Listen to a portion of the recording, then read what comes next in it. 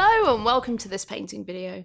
In this video I'll be showing you how to paint one of the linemen from the Norse Blood Bowl team up to battle ready. Now before we begin we need to give our modeller here an undercoat. As you can see here I have used Mechanicus Standard Grey. And now we can start with our colours. The first colour that we'll be using today is Thousand Suns Blue for the blue armour. So we're going to be taking it out of the pot and then we can just thin it down with a touch of water from our palette. Just getting our brush to a nice point and then we can start applying it to our armour. Now we just want to be neat as we can, as we're going to avoid trying to get it on the edges and anywhere else. But don't worry, if you do get it on anywhere, we're going to cover those with some other colours.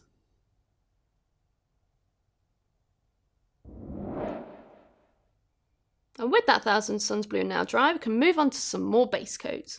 For these we'll be using Avalon Sunset for the yellow markings, Night Lord's Blue for the dark blue details, and Gilliman Flesh for the brown details. So let's get on with the Avalon Sunset. So we're going to pick it out the pot and we need to thin it down a little bit more than we normally would do, just so it's nice and smooth as we apply it on top of those panels. So we will just start by doing some short lines. Don't worry if you make it a little bit too lumpy or if you think it's not as straight as it could be. Don't worry, we can tidy it up with some more Thousand Suns Blue afterwards.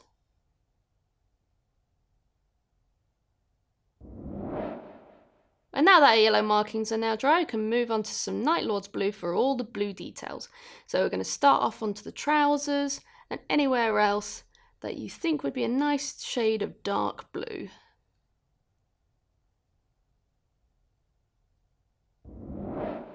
And now with that dry, we can move on to some Gilliman Flesh for the hair and any leather straps as well. So just make sure you also get that beard as well if they have a beard.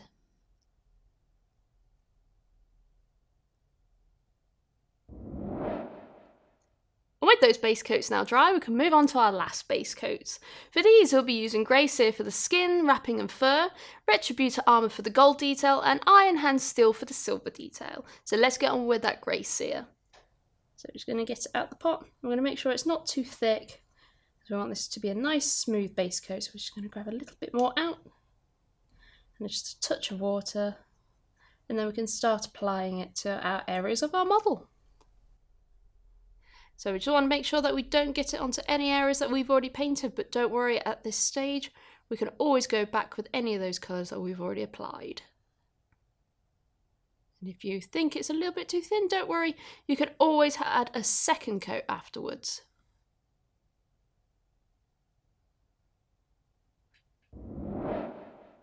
Now that our Grey Seer is now dry, we can move on to Retributor Armour for our gold details.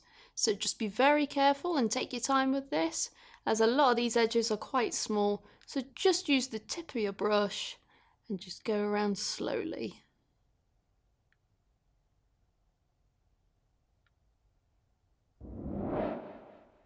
And with the Retributor Armour now dry, we can move on to the Iron Hand Steel, and we're going to use this on any silver areas.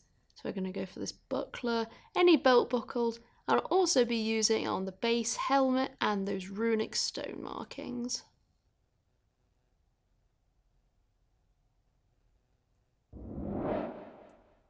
And with those base coats finished, we can move on to some shades and contrasts. For this, we'll be starting off with some Nun Oil and we'll be applying that to the silver and the blue areas. So we're just going to go straight into the pot. We're not going to thin it down, but we're going to make sure we don't get too much on our brush and we can start applying it to those areas. So we're going to make sure that we're going to be nice and neat and make sure that we're not going to get on any fur or any wrappings. We're just going to be nice and gentle. And remember to do that rock and the helmet that sit on the base as well.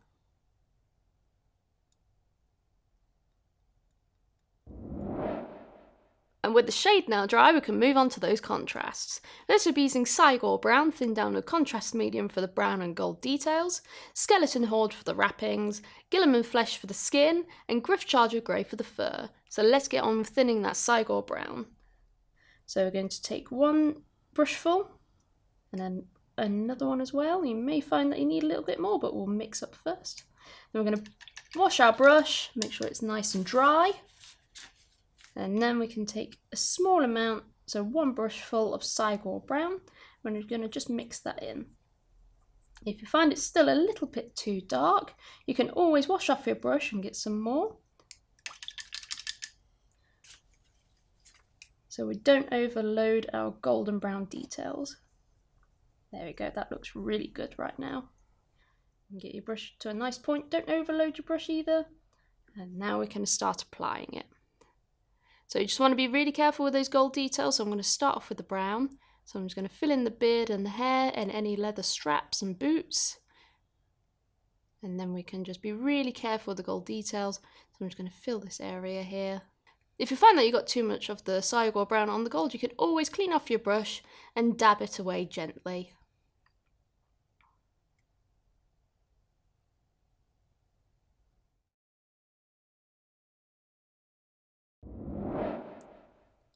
And with that now dry, we can move on to the skeleton horde.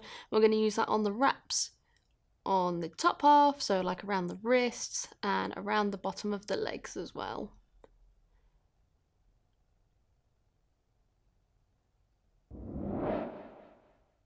And with that skeleton horde now dry, we can move on to the Gilliman Flesh for our skin tone. And we're just going to be careful, and we're not going to apply too much in some areas. We're going to move it around quite a bit. If you find that it's too dark in some areas, you can always clean off your brush and take it off with a clean one.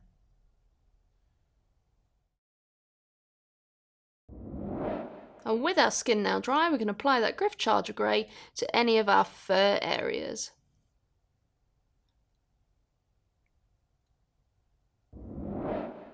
Now that those contrasts are now dry, we can finish off with the base.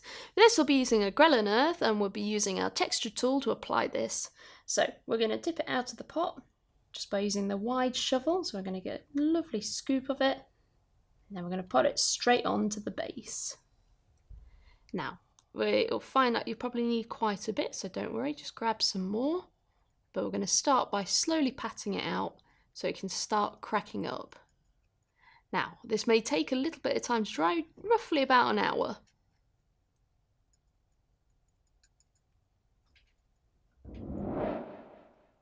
And now with our texture dry, we have painted the rim of our base in a colour to match the rest of our team. In this instance, we have used Steel Legion Drab, and now our Norse lineman is ready to go.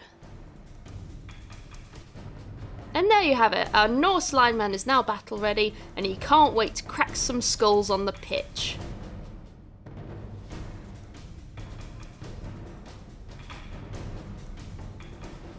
Now, just a couple of things to remember while you're painting.